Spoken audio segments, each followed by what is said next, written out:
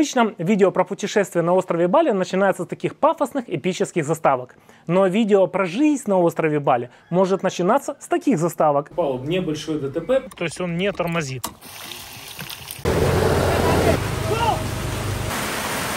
Это мой проход к дому. Save your life first. Это очень плохо для дрона. Мусор сбрасывают в реку. Траблы с нашей виллой, и это только начало, еще много подводных камней. Какая заставка вам понравилась больше, напишите в комментариях под видео. Поехали! Приветствую вас, искателя приключений. В этом видео мы снова отправимся на мой любимый остров Бали. Для меня он по-настоящему магический, ведь видео про него остается самым популярным на моем канале. Каким же он оказывается, когда ты не просто турист, а живешь здесь? Это не будет сладкий обзор в духе топ-10 инстаграмных мест. Это будет жесткое, но честное погружение в балийскую реальность, со всеми ее минусами и сюрпризами, о которых ты обычно узнаешь только на месте. Я прилетел сюда на зимовку на 6 месяцев, совмещая путешествия с повседневной жизнью. Попал в аварию на байке, потерял деньги и время, неудачно арендовав виллу, и встречал закаты среди тонн мусора. Из моего опыта вы увидите Бали без прикрас и поймете, что это далеко не самое лучшее место для зимовки, хотя оно все же остается теплым для моего сердца. Приветствую вас, друзья! Сегодняшнее видео будет не в обычном формате, как я обычно снимаю. Снимаю я обычно в формате видеоблога про туристические путешествия и показываю интересные туристические направления, которые можно одним гамузом посмотреть. А сейчас я приехал перезимовать и выбрал для этого Бали. Зимовка – это не туризм, это немножко другое, потому что тебе нужно и визу купить долгосрочную, это и постоянное жилье, которое можно договориться дешевле, но надо его хорошенько выбрать. И все вот такие нюансы, связанные с простой бытовой жизнью, перелетами, проживанием, разрешением, я расскажу в этом видеоблоге.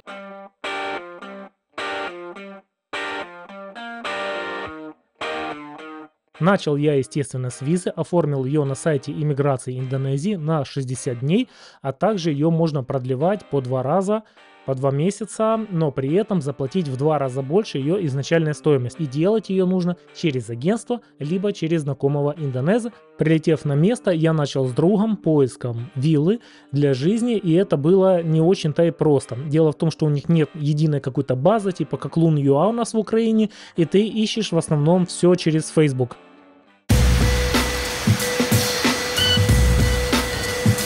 Вот такой огромный дождь начался, пришлось остановиться. Это часто в Индонезии. Начиная с декабря месяца и по апрель, а может и по май, в Индонезии сезон дождей. И это первое, почему Бали мне не очень подходит для зимовки. Потому что в мае и в Испании хорошо, и в Украине прекрасно. Сегодня просто нереальный дождь. Я таких не помню. Тут все затопило. Вот это мои кроссовки, это мой проход к дому. Когда всю неделю на Бали лили дожди, а потом на 5 минут вышло солнце. Ты пошел в супермаркет и забыл, что такое пекучее тропическое солнце. Вилла на Бали, подводные камни. А вообще я уже и не рад, что я снял эту виллу. Лучше бы жил в каком-нибудь гестхаусе. Что-то не нравится, какой-то запах. Раз, поменял на другой гестхаус. Что-то еще не нравится. Шум курей, раз, поменял на другой гестхаус. Сильно жарко, поменял на другой гестхаус. Сыро, то же самое. Но Эндрю заплатил, как принято на Бали, на год вперед. Вот я выхожу и сразу в бассейн. Только этот бассейн уже чинят 2 недели. Объем работ просто спустить воду, набрать чистую и кинуть активный кислород, чтобы он очистился. Все, больше ничего тут делать не надо.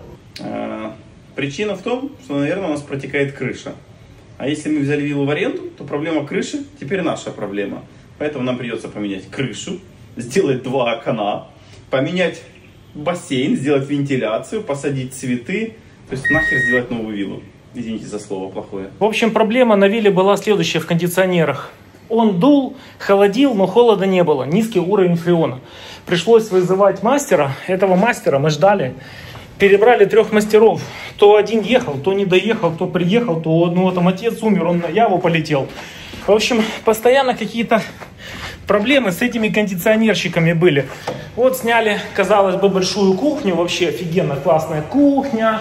Панорамные стекла, видно сад, очень все красиво. Там елочки, пихты, зелень. Какой подводный камень. Собирается вода после дождя. Окна, даже если закрывать, все равно она просачивается. Но где она просачивается, я не понимаю. Блин, ну зачем этот геморрой?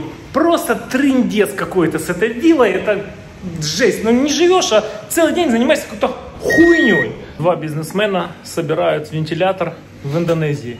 Почему? Потому что здесь нет рабочей силы? Нет, она есть. Она нихуя не делает. Сука, неделю, блядь, идут к нам поставить кондиционеры. Они уже стоят, просто поставить, блядь. Вот они, вот кондиционеры. Бассейнчик, блядь, 2 недели. Не может бассейн воду налить. Куда он ушел? Он был целый день что-то делал. Я не знаю, что он делал. Короче, его нету. Стенку пробить. У нас в Украине бы эту стенку пробили бы, блядь, хлопцы пришли бы вот так, на раз. Ось, пробити стенку для вентиляции. Здесь 20 переписок в Вайбере. Да-да, мы придем. Ой, сори. В общем, работать люди не хотят. Хотят только церемониться. Вот так, по идее, должен был помыть наш бассейнчик. Ну что, главный опыт, который мы получили с покупки бытовой техники на Бали. Сегодня принесли холодильник и стиральную машину. То, что не надо искать что-то подешевле на Токопедии, особенно на Чатике, на всех этих барахолках. Там старые вещи хотят продать практически по такой же цене, как и новые. Но вам еще нужно согласовывать, где они находятся, куда приехать, куда уехать, организовать доставку. Короче, мы потратили 2 недели на все эти еврейские мансы, чтобы сэкономить каких-то там 20-30 долларов, вместо того, чтобы уже 2 недели этим пользоваться. И нам за 3 дня все привезли. Называется магазин UFO Electronics. Что мы купили стиралку, принесли ее грузчики и положили. А на следующий день приехал чувак, они не сразу приезжают и устанавливают. Это отдельная типа службы. То же самое с интернетом. Сначала женщина приходит, смотрит, потом один чувак приходит, подключает интернет, а потом 3-й чувак роутер настраивает, а 4-й платеж берет. Система. По всему Бали в очень многих домах есть проблема то, что они не делают окошки в ванных комнатах. Я это уже освещал в ролике про Яву, из-за этого здесь нет проветривания, и ванные комнаты всегда воняют. Вместо того, чтобы делать вентиляцию, они покупают ядовитую химию, вот такие шарики просто ложат эту ядовитую химию. То есть ты вместо того, чтобы не дышать грибком, дышишь и грибком, еще и химией. Как решить эту проблему? Сейчас я вам покажу. Озеленение виллы на Бали. Вот за эти несколько листиков бананов нас сдерли. Мне не нравится, как они сделали, потому что вот эти судочки, у них нету стоков. Вот таких слив. И бананы будут гнить. Конечно, можно где-то взять перфоратор, проделать дырку. Ну нахрена мне об этом на Бали думать, если я поехал в стадальничество, и они должны были все это по факту сделать. Главное вечернее развлечение на пляжах Чангу-Семеняк – это встреча заката. От моей виллы туда было ехать 15 минут, если нет пробок. Пробки убивали мое время, и я где-то 40 минут иногда просто стоял в этой дороге. Но это еще не самая главная беда. Самое главное, когда я приехал на этот пляж Чангу-Семеняк, и это второй довод, почему зимовка на Бали не очень хорошая, потому что именно зимой эти пляжи засоряются тоннами мусора. В итоге вся эта движуха меня довела до такой легкой иронической истерики. Я понял, что я потратил месяц жизни на ремонт непонятно какого-то с чужого сарая, и также потратил кучу времени, чтобы встречать закаты среди тонн мусора.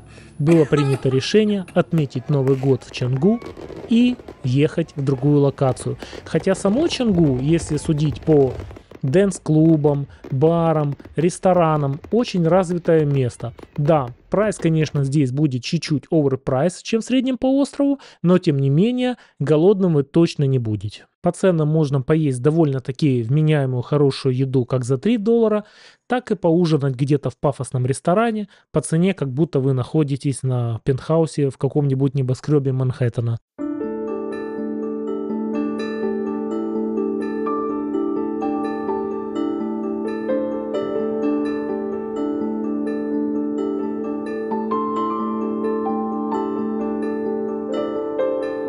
Из Чангу я частенько ездил отдыхать на полуостров Букит.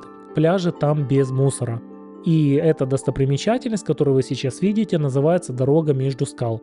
К сожалению, ее от сильных дождей размыло, но до того, как она была сломана, здесь очень можно делать красивые фотографии для Инстаграма, поэтому место шикарное, рекомендую вам, когда оно восстановится, посещать его. Второй великолепной локацией на полуострове Букит является рыбный рынок Джинбаран. Здесь огромнейший выбор морепродуктов, которые можно не просто купить, а и приготовить на месте. Причем приготовить можно как на самом рынке, очень дешево, так и отнести морепродукты на один из ближайших ресторанов, которые находятся на берегу пляжа. Но я вам скажу, что вид на этом пляже не очень, так как он мусором завален еще больше, чем пляжи Чангу и Семеньяк. Поэтому мы приготовили еду в самом рынке.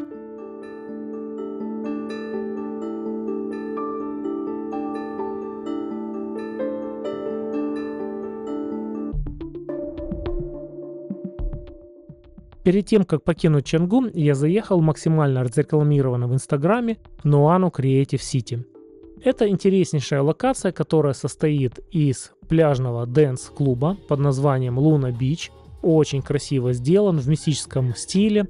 Тут проходят концерты разных групп, а также дискотеки, мастер-классы. В принципе, место очень классное, и от Чангу ехать всего лишь там 35 минут. Еще не так затуристизировано, не так много людей. Очень мне понравились великолепные бассейные горки, а также сцена, где выступают разные ребята. И под этот шумок, это как якорный проект, строится жилой комплекс Digital Art City. Но, учитывая последние новости, с таким же похожим проектом Новобуди парк, директора которого посадили в тюрьму, а парк Убуд закрыли, то надо 10 раз подумать, прежде чем сюда инвестировать. Ну а ребятам желаю успеха и спасибо, что сделали парковку бесплатную и большую.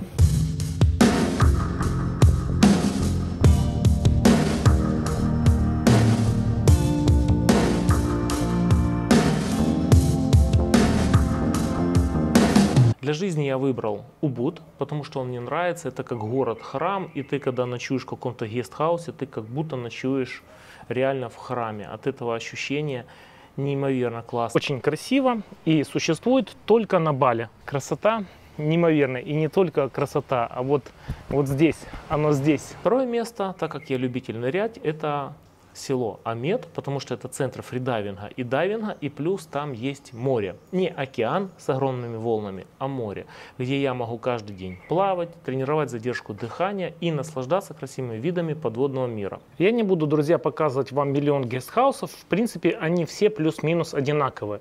Что мне нравится на Бали, это вот такая резко по дереву, очень красивая. Домики примерно выглядят вот так, ты можешь арендовать тут целую комнату, в каждом гестхаусе есть свой храм. Кстати, небольшой лайфхак. Бассейны можно арендовать не обязательно находясь в гестхаусе. Например, этот бассейн на целый день стоит 20 тысяч рупий. И вы можете арендовать абсолютно другой гестхаус, а в бассейн ходить чилить. Из кафешек мне больше всего симпатизировала Аномалия кофе. Здесь я заказывал авокадо, тосты, либо бургеры, а также если ты заказываешь это с утра, то получаешь 50% дисконт на вкуснейший матча, латте либо кофе. Также я ел индонезийскую еду в местных кафешках, а также в местных уличных столовках, варунгах. Акцент делаю на магазин Бали Будда. Здесь можно купить разные интересные органические и псевдоорганические продукты. Я же наваливал тут на тортики. Мне очень нравится. Здесь яблоко с корицей, либо там какой-то шоколад 100%, либо авокадно-манговый пуф. Все очень вкусно. Можно взять еду как с собой, так и покушать непосредственно здесь. Между прочим, эта сетка Бали Будда, она встречается по всему Бали. Честно, пока я летел в самолете, только и думал о нем, чтобы как только приехать в Убуд, его попробовать. Боже, это такая нежность, невероятно, очень рекомендую. Заказал себе классическую балинезийскую еду. Естественно, я заказал то, что подходит европейцу, потому что там куча еды, жареная, пережаренная в масле. Ну, такая не очень френдли еда, я бы сказал, даже очень агрессивная. Я заказал просто печеную курицу с рисом. Вот в таких столовках они едят. Я заметил, что местные подходят, и они им в пакетиках дают еду, и они с собой уезжают. Эта еда стоит намного дешевле. Они им там как-то собирают, делают какой-то микс, ну, где-то там 18 тысяч. Я же заказал просто нормальной еды, ну, как для меня, и это получилось где-то 35 тысяч. Следующая моя любовь в Убуде – это шоколадный магазин Ubud Row. Здесь очень вкусно готовят шоколад на кокосовом молоке. Yes, the cacao beans is from Bali, from west part of Bali, because we do cooperation with the local farmer. Также настоятельно рекомендую отведать церемониальный какао. Ceremonial is not our culture, it's not Balinese culture, it's from South American culture, which is because they believe the cacao fruit is a fruit of God.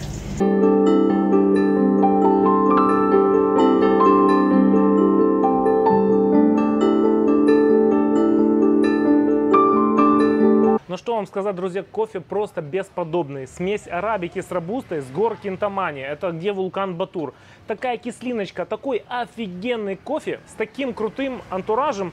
Вообще я взял себе правило больше одной чашки кофе в день не пить. Потому что если этого правила не придерживаться, ты будешь пить кофе целый день. Потому что такое количество кофеин, такой огромнейший выбор и такой классный антураж, что устоять невозможно. Чтобы не выпить каждую секунду кофе, бац, лампочка загорелась, может кофе, и ты выпьешь.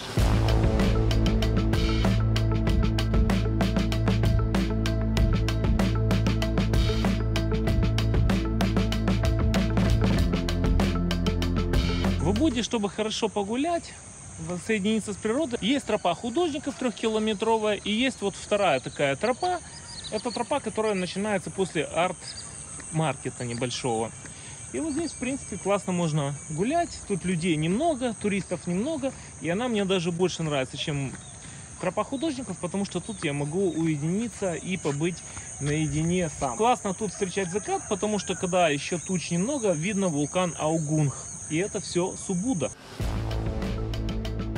Сейчас я покажу относительно секретное, не настолько популярное среди туристов место, но очень красивое, точно так же, как тропа художников. Она находится недалеко от одного храма. Пройти сюда относительно тяжело, нужно идти через джунгли, через мостик, через реку, но эта локация того стоит.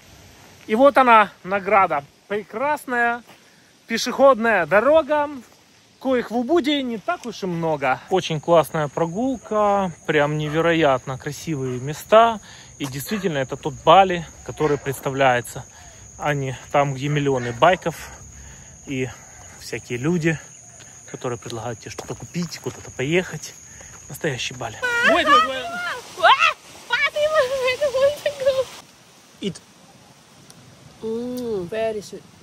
Вот такие кучи мусора можно встретить практически в каждом селе, ну, по крайней мере, где я живу и где я жил во многих местах.